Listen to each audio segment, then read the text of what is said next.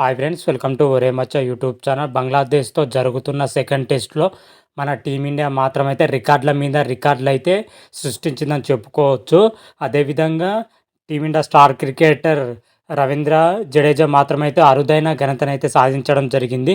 వీటి గురించి పూర్తి డీటెయిల్ తెలుసుకునే ముందు మా ఛానల్ సబ్స్క్రైబ్ చేసుకోండి, పక్కన ఉన్న బెల్ ఐకాన్ మాత్రమైతే క్లిక్ చేసి పెట్టుకోండి. ఫర్దర్గా మేము వీడియోలు అప్లోడ్ చేసినప్పుడు మీకు నోటిఫికేషన్ వస్తుంది.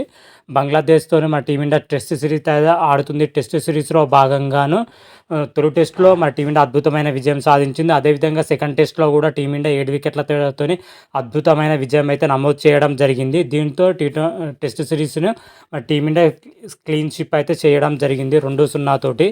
రెండో టెస్ట్లో వచ్చేసరికి టీమిండియా బ్యాటింగ్లో కానీ బౌలింగ్లో కానీ సమిష్టి ప్రదర్శనతోనే టీమిండియా ఈ రెండో టెస్ట్లో అయితే గెలవడం జరిగింది. ముఖ్యంగా యశస్వి జైస్వాల్, విరాట్ కోహ్లీ, కేఎల్ రాహుల్, శుభ్మన్ గిల్. యశస్వి జైస్వాల్ బ్యాటింగ్ పొజిషన్లో రాణించడం జరిగింది. బౌలింగ్ పొజిషన్లో జస్ప్రీత్ బుమ్రా, రవిచంద్రన్ అశ్విన్, రవీంద్ర జడేజా, ఆకాశ్ దీప్లు అయితే అద్భుతంగా రాణించడం జరిగింది. వీరందరూ సమిష్టి ప్రదర్శనతోనే టీమిండియా సెకండ్ టెస్ట్లో అద్భుతమైన విజయం అయితే నమోదు చేయడం జరిగింది. అయితే సెకండ్ టెస్టులోనే మా టీమిండియా మాత్రమైతే కొన్ని రికార్డులు అయితే క్రియేట్ చేయడం జరిగింది. ముఖ్యంగా సెకండ్ టెస్టులో ఫస్ట్ ఇన్నింగ్స్లో మా టీమిండియా మాత్రమైతే కొన్ని రికార్డులు అయితే కొల్లగొట్టడం జరిగింది. ప్రపంచ క్రికెట్ టెస్ట్ చరిత్రలోనే ఇప్పటి వరకు ఏ జట్టు క్రియేట్ చేయని రికార్డులు మా టీమిండియానే క్రియేట్ చేయడం జరిగింది.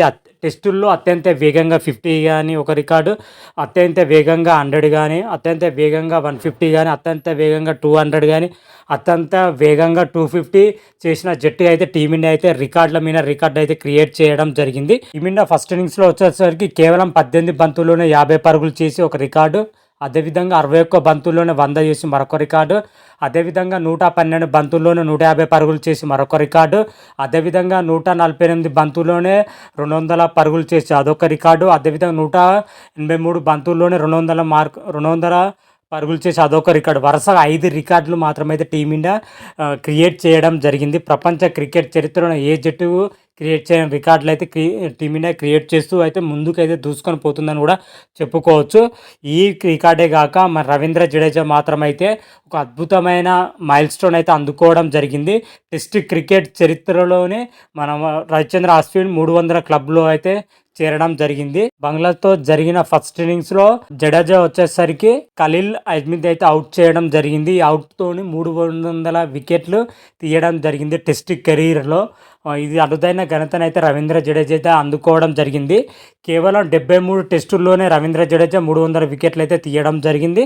అదేవిధంగా 73 టెస్టుల్లోనే 3000 పరుగులను అయితే అందుకోవడం జరిగింది. ఒకే మ్యాచ్లో మన రవీంద్ర జడేజా మాత్రమైతే 2 అరుదైన ఘనతలు అయితే సాధించడం జరిగింది. ఓవరాల్గా టీమిండియా మాత్రమైతే టెస్ట్ క్రికెట్లో సూపర్ ఫామ్తోనైతే దూసుకొని పోతుందని చెప్పుకోవచ్చు. టెస్ట్ సిరీస్ ముగిసిన వెంటనే మన న్యూజిలాండ్తో 3 మ్యాచ్ల టెస్ట్ సిరీస్ అయితే ప్రారంభమవుతుంది.